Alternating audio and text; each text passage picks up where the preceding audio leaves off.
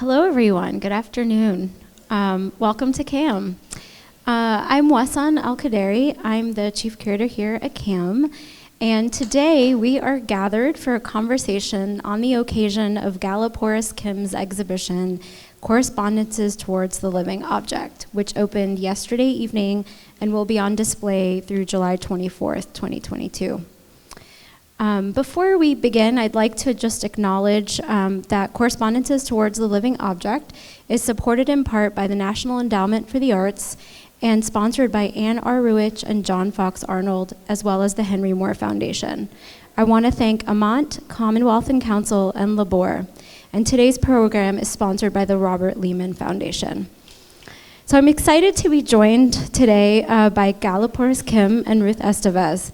The three of us will spend the next 40 or so minutes in conversation discussing Gala's practice and some of the projects that are on display in the exhibition here at CAM. Then we'll spend the last few minutes turning to you all for questions. So please do think about any questions that you might have that come to you as we are in discussion.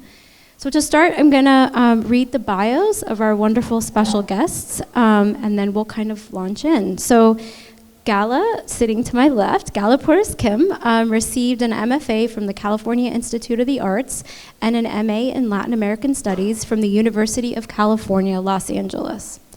Her solo exhibitions include Amant Foundation in New York, the Museum of Contemporary Art, Los Angeles, and the Headlands Center for the Arts in Sausalito, California.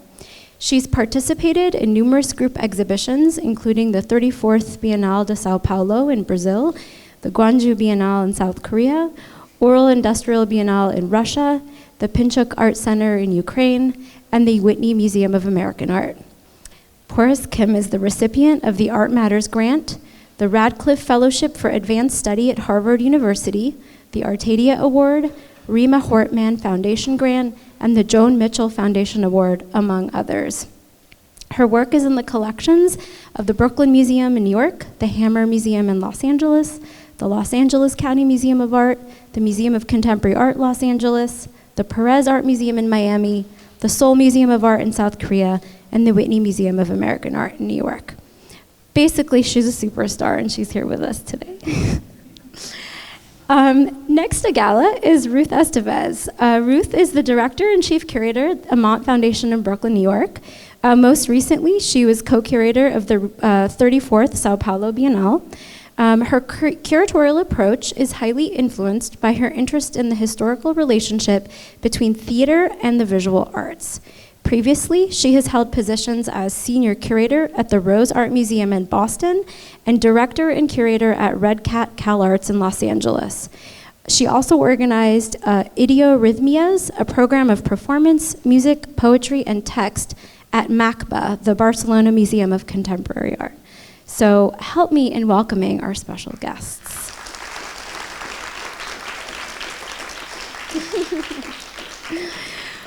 So to begin, I thought we could just talk a little bit about the exhibition, and then that will kind of foray us into talking a little bit deeper about Gala's practice. So when we started the conversations about organizing an exhibition at CAM, I think for me, I was really excited about the opportunity to bring together various works of art and various projects that I have either seen or in person or not in person in multiple different group exhibitions and opportunities where you have exhibited.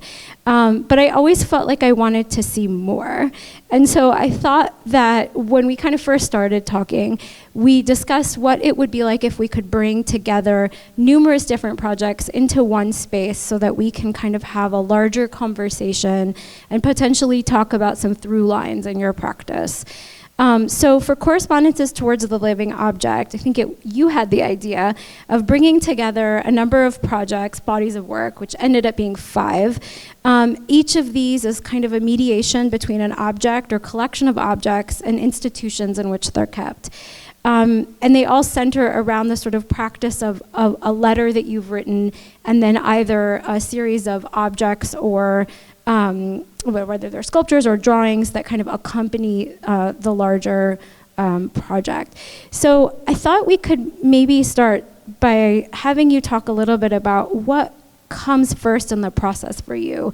When you begin one of these projects, how do you start? Is it with the research? Is it with thinking about what are the objects? What are the things that you're making? And then how do they all kind of come together to create the story that is presented ultimately?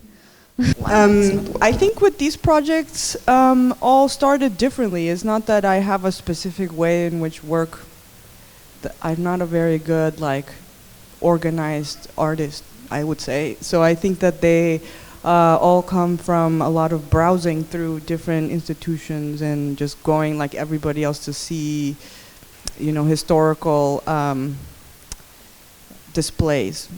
So a lot of them actually just come from reading the labels in museums, or, you know, the Chichen Itza project. I thought of it when I saw the documentary that is in the room, in the documentation room, because a friend had a film screening, and just taking things very literally, you know, because they're when I think of the works, I don't actually see so much as like creating something new, but actually finding something that has already been there. You know, for example, with the Chichen Itza project, so much about it has to do with like the idea of taking something from environmental entity. And in that documentary, there's a line where the person narrating just basically says it kind of as a joke, but he's like, "Oh, we're stealing these objects from the rain." And I'm like, yes, just take that very literally and just go further and further about like, then what happens if the rain has agency, then can it have property rights, or what would happen if it was like somebody taking something from somebody else, or etc. So I think it's just reorganizing more than creating something out of nowhere, no? We have been working together we know each other already for, I don't know, 15, 12 years, many years. I have the opportunity to work with her in many different occasions, but it's true that when we did the project for Amant was the first time we were actually doing an exhibition together. But of course, this exhibition here at CAM and the exhibition at Amant, they are very particular because, as you were saying, Wassan, we put together certain study cases that she has been working over the years, even if some of them they were new production, but the objects she was referring were not part of our collections. First, because we don't have collections, which is a very important thing, but also because we are museums of contemporary art, but they also have their own issues, of course. But my question for you, Gala, because that's I think is one of the key of your work. Sometimes when people commission your work, you go to institutions that actually have collections, and they are and some of them they are ethnographic collections, and they are in a very critical moment thinking about what to do with these objects, how to display these objects. And it's interesting because I think something important from the practice of Gala is like in her discourse, not everything is black and white, in the sense that it's not about, okay, we have these objects in the United States, let's bring them to whatever other country where they belong in the many centuries ago, but really how we do that, or if we do it in which way, or if they stay in the museums here, how they should be displayed, how they should be displayed in a way that people can understand from where they belong, or even, and that's something that we will discuss later, why they don't let them disappear, because they were created for a specific ritual function, and perhaps it's not necessary to have them anymore as relics of the past, because they don't have their purpose anymore. So if you can develop that a little bit, also what is your relation when you're actually working with an institution that have these issues, because of course when you work with a museum like the Peabody, it's not like you can open your mouth and say whatever you want, because they are kind of going through in a critical moment where everybody's pointing to them to, hey, what are you going to do with all these objects? So if you can develop that a little bit more. I think that, the way that objects exist in institutions are seen through the regulation that the institution already has, when this variety of ways to deal with the object is actually just looking at it from what the object actually was before it was in a historical object. So that's why there's so many different ways to deal with specific objects within the collection. Maybe like a plate could be in a museum displayed as a plate, but like maybe like a body part is supposed to fall apart, or maybe like a thing that might have to be in relationship with the sun can be stored during the day and seen at night. And so it's just thinking not necessarily of dealing with an object as a historical object, but also because it is a historical object by default, it's very historical, yes. But my interest is mostly thinking about the differentiation of the purpose of it before it was historical, and sometimes specifically with the ones where that function was supposed to be perpetual. So it was like a specific object that was doing something, was never supposed to end. Like I always like to think about like pillow that people go to the afterlife with, because I'm thinking about like there's a body that like wanted this specific pillow for its head for eternity in the afterlife, and then some museum takes it and puts it in a vitrine that makes a very uncomfortable person for eternity. So like what happens when these like, you know, this person in the past had an expectation that something was going to be going on forever, and now that it's in a vitrine, that's still happening, you know? And so not necessarily that it stops it from being a historical object, but it's like thinking about how the museum can reframe the not reframe, but also just acknowledge that something else is still happening, you know? Not just as like past in the history and this is what ancient people were thinking, but it's also like it's literally doing that thing right now as well, no?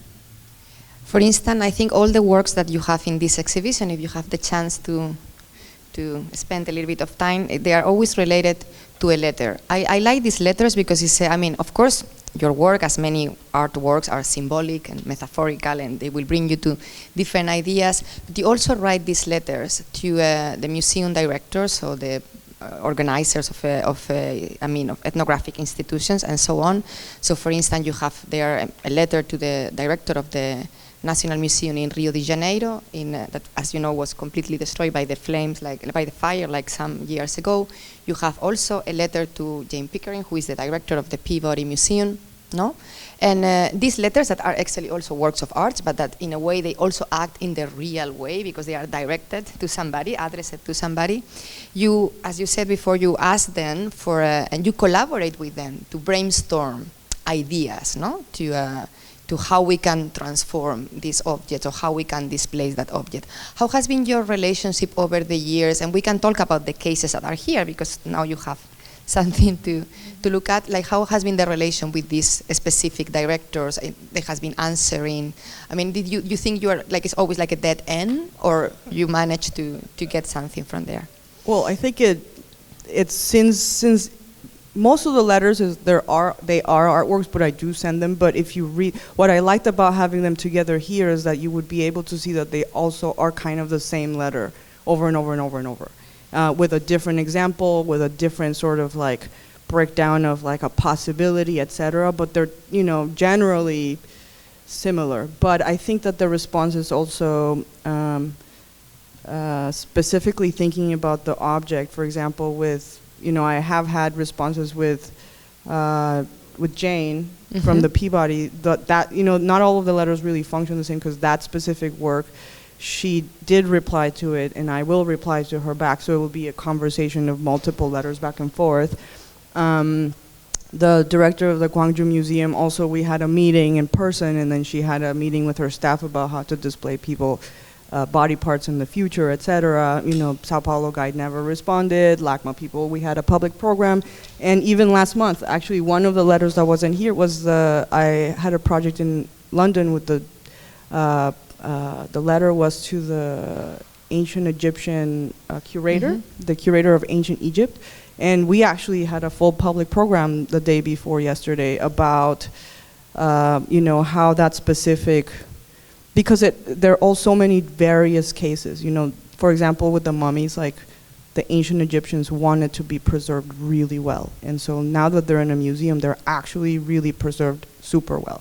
So in a way, it's like it aligns with the ancient people's actual wants, no? So in a sense, it's not necessarily so like back and forth. You know, the one at Chichen Itza is really in opposition where conservation, you know, those objects were supposed to be, they were so well preserved because they had been submerged in water, and now they're like in the driest storage ever. So that's totally in opposition, whereas the mummies are like aligned, etc. So it's also different type of conversations that are happening. But what I think that the general way that it happens is like, first people get very defensive about being like, are we doing something wrong?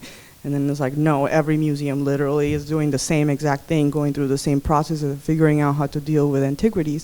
And then, then I guess it's better to have more examples, because then I send them all of the letters and be like, it's actually not just you, it's everybody. And then figuring out a way in which those objects can still be working within the museum somehow. And also, like, some sort of, when the agency of this ancient person of the past is now taken into account as another type of sort of audience, then it's just negotiating how those two things can actually exist in the same vitrine or whatever, however.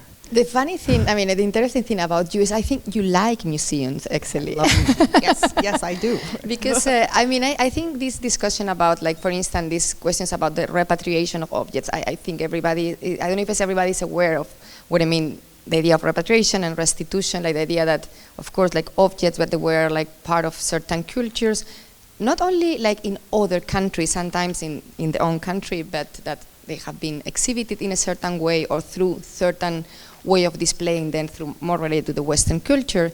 And now, in this historical moment that we are living, we are rethinking again how to exhibit them. But I have the feeling that many, and I'm not criticizing, but I think in many art discourse of these days, when I was talking about black and white in this sense, like a lot of people talks about repatriation as just something, like a very easy process, no? Like, okay, these objects are here, even if they belong to a museum in this country or in Europe, like, because not all the time, all these objects that are in these museums not necessarily has been stolen from certain place. Many times they were, but sometimes they were gift, or they were just acquired by the museums. So it's more like a kind of ethical question than sometimes a legal question.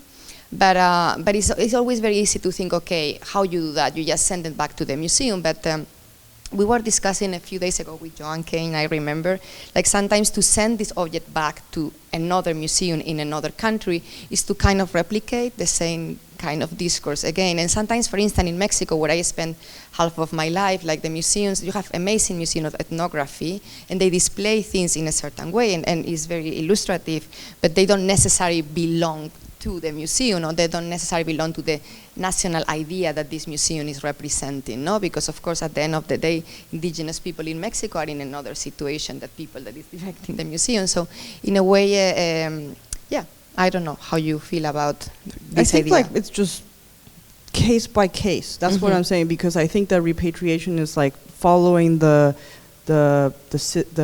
process of the institution itself, where it's like we accession, then we deaccession, whereas every single object has its own way of or needs for dealing with it, like its own conservation issues, its own like I said, it's like some things should exist in a museum, some things definitely need to get removed from the museum, sometimes things need to like fall apart in the museum. So in a way, to these questions of repatriation, like I'm saying, are very necessary, but in a way that is not so like now everything else is resolved. You know, like we can't just do like en masse repatriation, because you know there is sometimes that country doesn't exist, those cultures doesn't exist.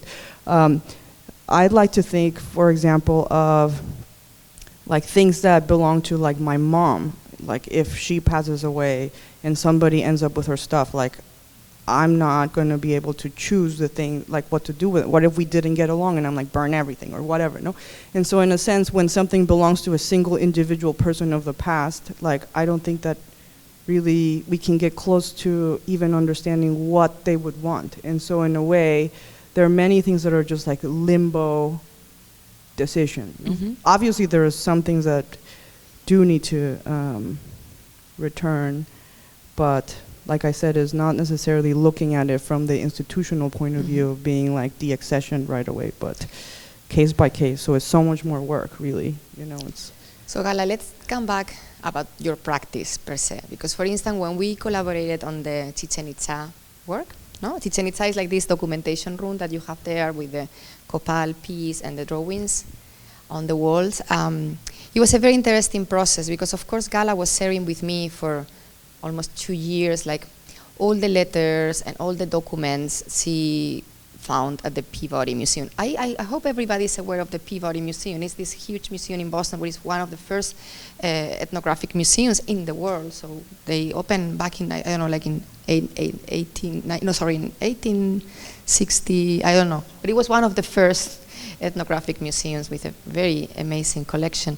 Of course, and you start sending me all these letters and all these documents. I think you both, we love letters. Letters are very specific documents because through letters, when you read the letter, you hear the person speaking in first person. No? It's like somebody that is living at that moment and is telling somebody else what they feel. No?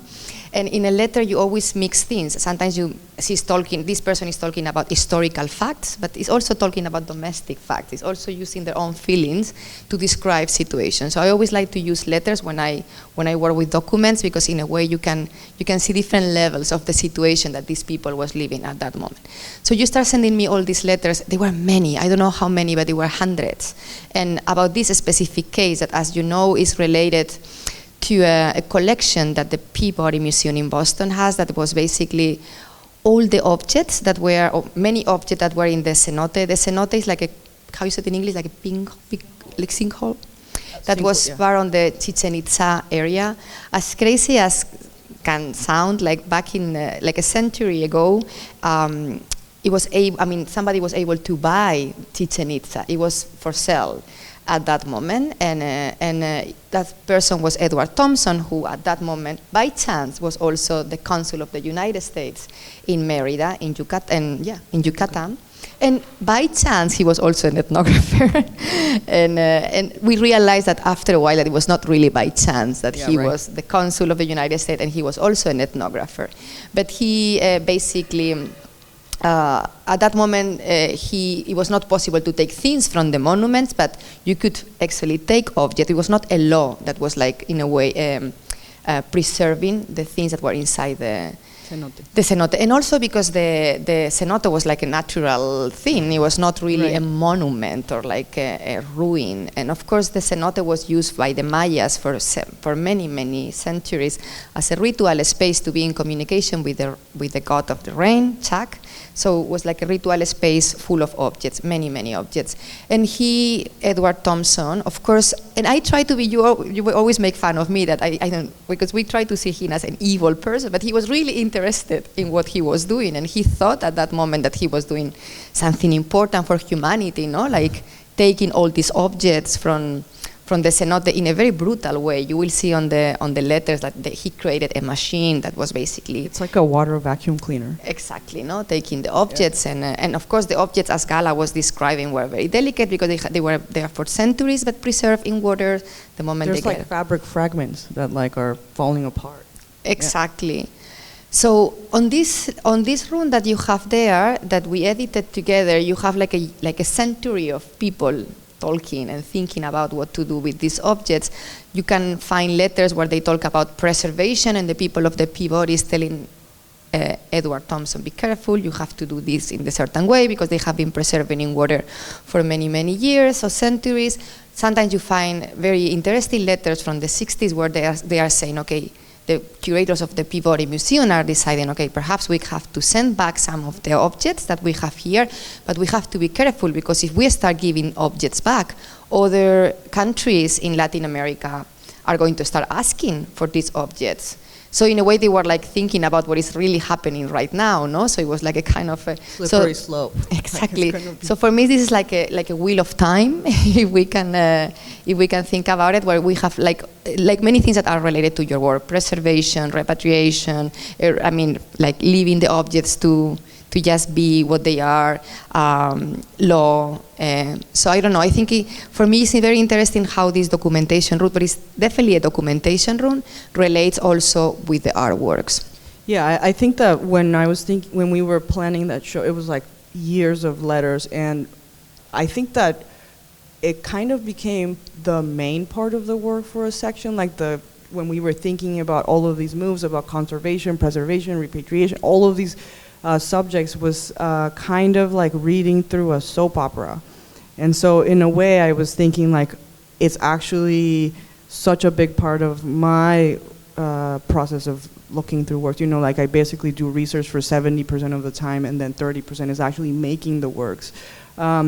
That somehow to be able to give the audience an opportunity to actually go into an edited version, because that's not the whole thing, but it's we were trying to figure out like you can actually go and spend the time to understand very in detail 100 years of material movement versus legally or conservation. And in a way you can, like Ruth was saying, seeing the letters, it's a facsimile of the actual letter.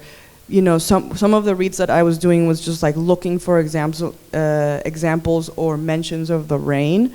So there are some times when Thompson is telling the director of the Peabody, like, we had to stop the dredge because the rain is so hard that like my hands are getting ripped up. Or like even the letter itself, the ink is melting from the paper because as he's writing it, the rain is torrentially on top of it. And so in a way it was all of these different things that you don't actually get from like a typed or email or whatever, no? And so something about spending a lot of time and being, you know, because you can, of course, sit there and read through it. Yeah, and I think letters will help you also to, I mean, documentation help you also to put things in perspective and in historical perspective, because I think these days, and I include myself, we criticize everything from the point of view of the society we are living now, but we have to understand that the context that was 100 years ago, even if you read it and you think, oh my God, these people was crazy, but that was the society they were living. So I think the documentation room helps a lot also to put things on perspective. That actually is very important these days. Yeah, I was going to say, I think the thing that was really helpful when I saw the documentation room at Amant, you know, I immediately was like, we have to have this in the show at CAM, because, you know, I feel like even though it's not technically a work of art in the show, it gives you the context, and it also brings you into the story, and it helps unravel each of the characters and the role they played, and then how we got to where we are now. So I think it's a really incredible manifestation of kind of what research between kind of an artist and a curator can create. That you know, thank you for letting us bring it here. And I think because it really does expand the understanding of that particular project in a way that you know, you don't have all of that for some of the other projects, even though it doesn't make sense for all the projects. But I want to shift for just a minute and ask you to talk a little, Gala, about, there are two works in the show that are thinking about this idea of what happens to our agency over our bodies. And so this is, you know, a terminal escape from the place that binds us, which was the commission for the Gwangju Biennale, and leaving the institution through cremation is easier than as a result of de-accession policy, which is the work that you all worked together on, Ruth and Gala, for the Sao Paulo Biennale. So can you talk a little bit about, they're slightly different from the other three projects because they have a little bit of a different way that you came to them. Right. Yeah, I think that, of course, looking through collections, you know, a lot of, like I said, I just go in and was thinking about like what is material in here that is still functioning as something else. And then of course there's like so many people that are like material of people which is still in collections. So I was thinking like, I don't necessarily feel like a very spiritual person or know what happens in the afterlife, but to definitively say that the meat parts of ourselves is not connected to anything else. Like, and because of this like certainty of like uncertainty space, then it really, then at that point, I would like to take the perspective of whomever thought strongly about it.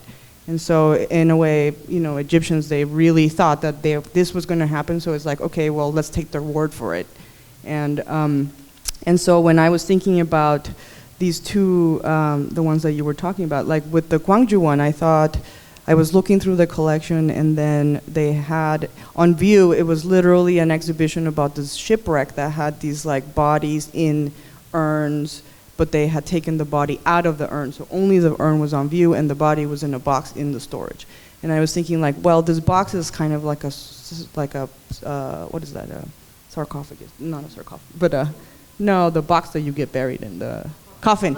It's an institutional coffin, no? And so then in a way I was like, what? If I was this person, I'd be like, I would never want to be on view. So basically, or that this person knew that they were gonna end up here somehow. So in a way it's thinking like, how would we, the works is not necessarily offering a solution either, but more, I always think of those specific ones as the people who work in the museum caring for that material as the first audience, because they have to figure out how to deal with it, be there day to day with it. And so in a way, thinking about how the object inside of the institution actually changes the building around it. So if a museum has a lot of, even a single body in it, then it turns the whole building into a cemetery, and so then the curator becomes like a coroner almost, or like what is the person that is caring for a dead body, then it's like coroner basically. And so like, how would they do that? No, and so I think that is just seeing how the things inside of a museum can actually change the box itself, and actually it makes it times 5, or infinitely more, because there's so many objects within the museum. But with Lucia, because they named her Lucia, it's similar. It was just very, they were made about the similar times. So I was thinking about like material and body parts, etc. And actually, I thought about it a lot in relationship to like our bodies ourselves and reproductive rights, because people are like, oh, like I have agency over my physical being, and I'm like, okay, then when you are like in a coma or something, you give your rights to somebody else, like what does that mean? Or like even when I was watching, what's her name? Britney Spears and like conservatorship, you know what I mean? Like it's literally the same thing. You're giving your legal rights of your physical being to somebody else, what happens, no? And so it's just like that. And so when the museum in Rio caught on fire, there was these crazy scenes of like ash, rain, falling all over the place, and I was like, it's literally like body parts flying. And then it was, of course, idea of cremation and being able to escape the institution through a fire instead of the accession policy, Yeah, I love how when you were talking about it earlier a couple of days ago, about how, in a way the fire was Lucia's opportunity to be free. Yeah, because actually I read it in the newspaper, they're like 20% of Lucia is burned, but thank goodness that we got the other 80% because we're trying to put it back together. And I'm like, wait. If you're like actually trying to leave, it's basically opposite style, because they don't know why the fire started. So in a way I was like jailbreak style, where like 20% left, and now they're all like, hell yeah, we're putting it back together. And she's like, no, let me go, And it's also thinking also about like body worlds was happening at the same time. And it's like, okay, there are people who want to be on view, And one of the first iterations of that project was more about Brazilian regulation, like what are when does a fur, I think it was you who put me in touch with like the national coroner of Brazil, because I wanted to know like how the law defined like the difference between a cadaver and a mummy, basically, because when you die, like you never think of a freshly dead person the same way that you think about a ancient dead person, no? So it's like I was thinking like, when does a body become old enough to stop being thought of as a person and then becomes an object, no? And very interesting things, because it has to do so much about regulation in the law. And so at some point there was a law that was like, when the physical mass of your body, this is a side note, but it's interesting. When the physical body becomes not recognizable as human anymore, then it can become an object. So at that point, the maggots are deciding when a person stops being a person and can become an object. And so one of the jokes that we were talking, because I was asking him, I was like, well, I don't want to be a mummy or on view ever.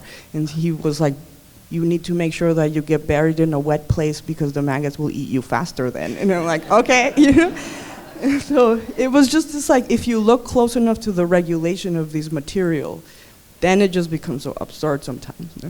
Yeah, and so can you just talk really quickly too, for the audience, So these are all the conceptual ideas, but then like, what are people looking at in the gallery? How do you take that concept and turn it into this object, the object which becomes the vessel for all of these ideas? And I think it's interesting because the Lucia example is quite different from the Gwangju example in terms of how you arrived at what the object or what the physical piece that people experience in the space. Yeah, I think it just like, I think when I think about the work, I think I was telling the high school kids earlier, it's like basically doing like, oh, there with Lucia, let's start with Gwangju. With Gwangju, it was like, I don't know how to contact the afterlife to find out where they would rather be. So the project is like, where does this body want to be rather than in the museum, period. Then it's like, how do you contact them to know? And like, I don't know. And so then in a way I was thinking like, we were talking with the curator about maybe getting a shaman or, you know, getting a medium or whatever, but I was like, this ancient person, first of all, probably wasn't Korea at the time, we don't know what language they knew or how to actually do it, so at that point it just becomes like any version open. And so I was thinking, well, I'm an artist, what is a way that would I know how to do? Like I could just pick up my cell phone and be like, where do you want to be? And that'll be it. But I was thinking about a material process which would be open, like the production of the image would not be controlled, like which method of production would leave like something I can't control so much. So like with this paper marbling, you know, it's a bunch of ink that is suspended in water and it just sort of moves with like air or time. So we made a giant pool in the studio and just like the ink suspended, and we left it there for like a couple of days and it was just hanging out and doing its own thing, and then we just printed it, no? So it was like, I didn't decide the swirls at all. And so I was thinking like, well, maybe it's not necessarily that it has to be a specific location itself, but the idea to just be like, maybe it works, maybe it doesn't work, but at least there was a try, no? And then with Lucia, it was very similar, where it's like ash just falling from the sky on TV, and I was like, somebody needs to catch that. So, you know, like, just get a bunch of napkins quick, and then thinking about what is the container of what is that, when people get cremated, you know, they get put in a vessel, and I was like, well, this napkin is a kind of a vessel, or temporary, whatever, you know. And then the two stones, the answer, you know, the shape was already there, so it's not necessarily that I thought that it had to be this shape. It was literally copy paste from the one that was there already, you know?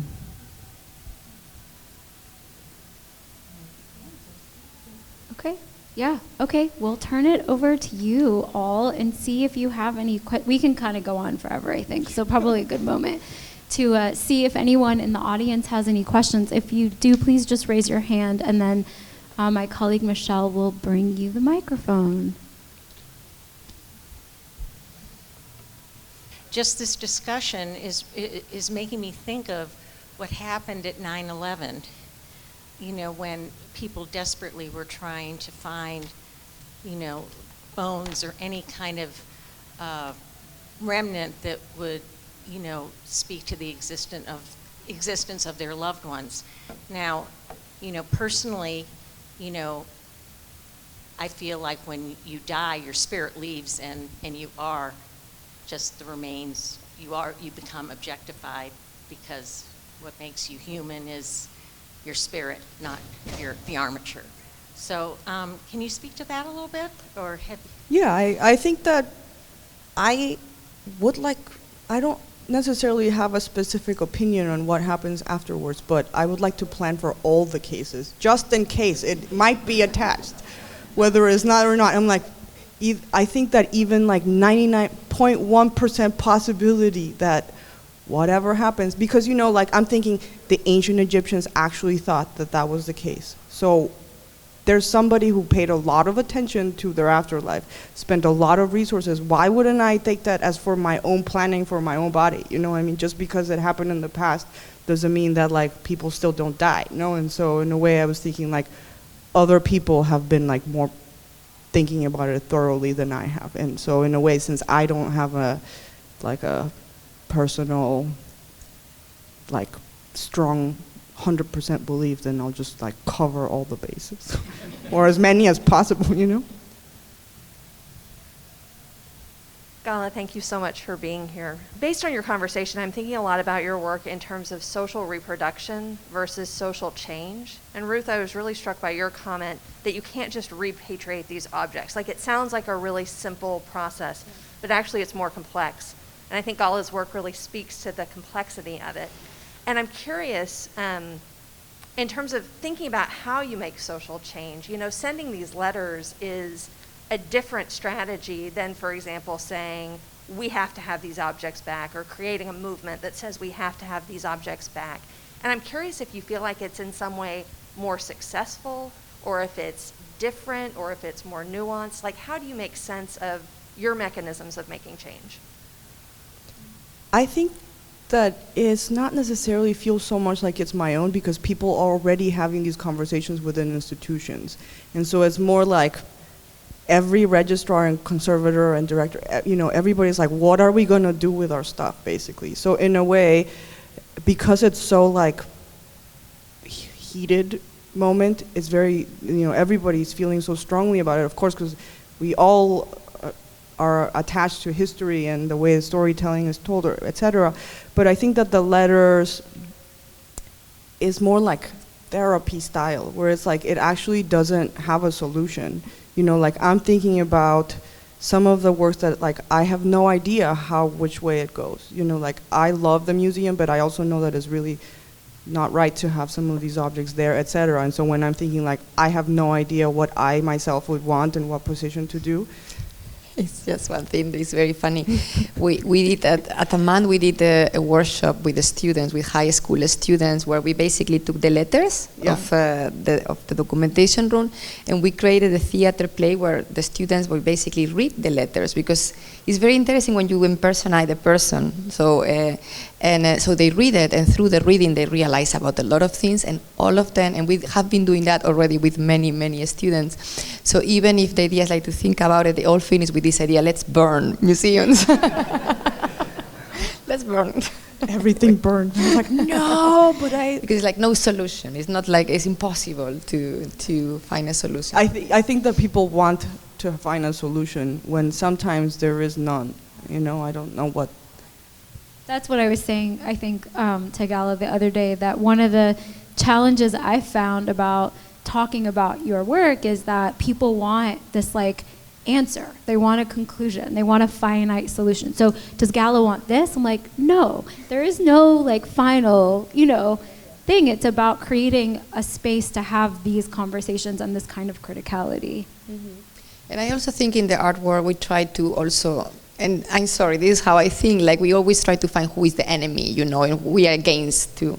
And audiences are very diverse. You have people with different kind of feelings, different kind of seeing things, and I think in a museum you have to be aware of that. So this idea of like questioning, not just criticizing and saying that should be like that because that's the right thing, and then you are using the same mechanism that you have been criticizing forever. So anyway. Yeah, I liked what you said earlier, Gala, when we were talking to the NAN teen students about, you know, it's more about creating transparency in the museum about how something got there or why it got there, or, you know, that becomes just almost more important, right, than the sort of polished methodological presentation of what people see, right? It's like this kind of performance, and you're sort of talking about like how do we like take that curtain down and like create more visibility and transparency around, even if you can't say, okay, this object is going back or whatever, it's like opening the dialogue around the object is kind of what is interesting. And I also think that also looking at like museums and conversations in a long period of time is really helpful, like maybe in the letters or because, for example, something that when I was younger, like switched my head was like when I went to museums, I thought that everything was so factual, like, oh, there's an expert and this is the way that the world always is. And so then in a way it's just to make it just be like, this is how it is versus like, we actually don't know is such a big move because we don't actually know a lot of the things. People don't know anything. Like, we were not there, so we cannot do anything. So much about it is speculation. And There's actually, you know, this really great filmmaker, Jesse Lerner, who made this movie called Ruinas about the Mexican ruins, and it's like documentary footage of different experts throughout time that like correct each other over time. So in the 20s, there's these people who are like, these are what the ruins are. And then the next clip is like people in the 40s being like, no, those dudes were wrong, it was actually this. And then the next is like the 60s people are like, no, those two people are so wrong, like this is what it is. And so in a way to be able to see the way that institutions like actually talk very factually about things, but like when you see it over time, it's like nobody actually knows. It's actually a more interesting way of understanding history. But of course, if you show yourself as you don't know, you are vulnerable. And I think museums, they don't like to be vulnerable. That's the problem. And we need to be vulnerable. Okay, I think to that point, to me, part of the reason why perhaps so much of this is a gray area in terms of what next steps museums should take in terms of deaccessioning a lot of these objects has to do with the fact that museums are caught within much larger societal and political structures. They are not the only instruments of colonialism, and a lot of the dynamics, as you acknowledged, that exist today, you know, repatriating an object to a country that no longer exists, for instance, raises a lot of questions. So I wonder, Gala, to what extent you have thought about museums both as sort of a result of political structures that exist and also instruments that influence those structures as well, and whether you've had to navigate that complexity within institutions. Yeah, I mean, 100% the museum is like colonialist box. You know, it's like one of the best examples that I have found is that the British Museum actually in the storage has this like block of mud that they haven't even opened, because back in the day somebody just got a bunch of shit in mud and never even sorted it. So it's basically like, it's the idea of just owning something, that it doesn't actually matter what it is, that is what is keeping it there, no? And so to actually just, and I actually do think that even if like transparency about just being like, this is how the museum was built, and again, like I said, there are things that could be in the collection to be in display or whatever. So it's not like, I think that one of the ways that I actually, like I said, think about the institution is how the thing inside of it actually changes the building around it. So like when I go to a museum, sometimes I do like exercise, like this time around I'm gonna be looking for this thing, or this time, same thing. And even if it's the same objects, it turns the exhibition into another thing altogether. So for example, like you go to see an exhibition with like dinner plate, and then you're like, this could be also like the thrift store of ancient time, or like the crate and barrel of back in the day. And then the next one is like a body part, and then it's like, now it's like a cemetery, and here's another thing. So the box keeps changing around you with every object, instead of being just museum shape. Hi, thank you everyone. I don't mean to distract from this broader existential question about museums as colonial projects, because I think that's really interesting, but just to bring the conversation back to discipline for a minute. I know obviously you use many throughout your practice, Gala, but drawing is something that you frequently come back to, as we know well, and I'm wondering if you could speak to that not just as an aesthetic tool, but conceptually in terms of your relationship to the objects and why you use drawing. Yeah, I think drawing takes so long to make, and I think that I use it because I like working on paper, first of all, but also because I have a very short attention span, and the process actually really allows you time to, I have to look at the individual pixel of the thing. So in a way, the process of drawing is really like just for learning about, visually learning about a specific antiquity, where it's like, okay, I know how many like necklace beads one thing has, or like a lot of other works that I have is like, ancient text that nobody knows, but I'm like, when I draw a stela with like all these characters on it, I know it has like 5 cats or whatever, and so in a sense it's just a very slow time thing. Torture time. But it's actually very fun, Thank you so much for being here. I actually want to follow up on that and ask how you decided how to make your collection on the paper, how you decided to arrange all the pieces, if there was a specific area, or was it how they were, the ascension numbers, or just aesthetically? Yeah, I think that, you know, I try to follow the catalog order so much, but of course, if it was literally the catalog, then it would be one giant drawing, and there's no way to make that, or that I know how to make it. And so and then I also had to, you know, because so much of those drawings are about interpretation by somebody who accessioned a box full of beads and organized it a specific way. You know, like when those objects were accessioned, they just got a box full of stuff, and somebody was like 1, 2, 3, 4, 5, 6, 7. So how do you assign that order? Or like when a fabric breaks into 2 pieces, then it becomes 2 separate objects. Or like when a necklace, when a bunch of beads get strung into a single necklace, and 100 beads become one necklace. And so through the process, my own drawing is another type of mediation between the original work, etc. And the way that I literally organized it was generally in the catalog order, but we had to have an oversized shelf. So in the center panel, there's like an oversized shelf. How else? And most of my drawings are 6 foot on the short side, because then they become taller than myself in a way. Then, because I'm thinking like, then it feels more like architecture than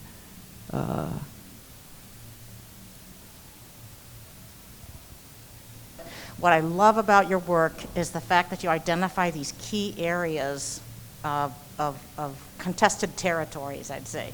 It's like agency, and in which agency you want to consider at any time, and it's an integrity. And I think it's not just individual and what that individual wants, but that individual was in the context of a family and a culture and a community. And then museums themselves are in a context of a society and all that, the colonization part of that. So what I'm curious about is, and I think it's all contested areas, so it's not that we don't know, it's that everybody in their own space and time thinks they know. And they do know in their own context. And so museums and art has to deal with that over, you know, time immemorial. So in these days and ages, with all the realization of trying to respect everybody's perspective and time and place and feelings, and knowing that that's always contested, it will always be contested territory. I love the idea of opening the dialogue, making it transparent.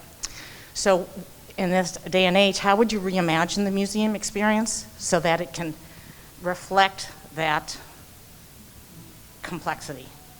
I think that's really hard. And I think that, you know, many people have asked me this question, and I'm like, I don't know how to put on an exhibition at all. It's more like similar, like I want to see somebody who like works in the museum do that, you know, because I don't know how to do it. But it's mostly thinking, it's literally just going to see the exhibition and it's like being like, I want to see that, but I don't know how to do it myself. So to say like what would be a good exhibition display, I think base level to just see not just display them as antiquities, because they also are functioning somehow, you know, building private legacies today, or like as a tax write-off, or as like a pot for holding air, whatever. There's other stuff that is functioning today beyond just like ancient past that is very, sometimes, you know, that part we don't know so much. So in a way, it's like, what is it actually doing here now, no? Okay, I think I'm going to wrap us up. Thank you for all the wonderful questions. Thank you, everyone, for being here. And a huge thanks to Gala and Ruth for joining us and being here, and for congratulations for a beautiful exhibition. Thank you. Thank you. Thank you.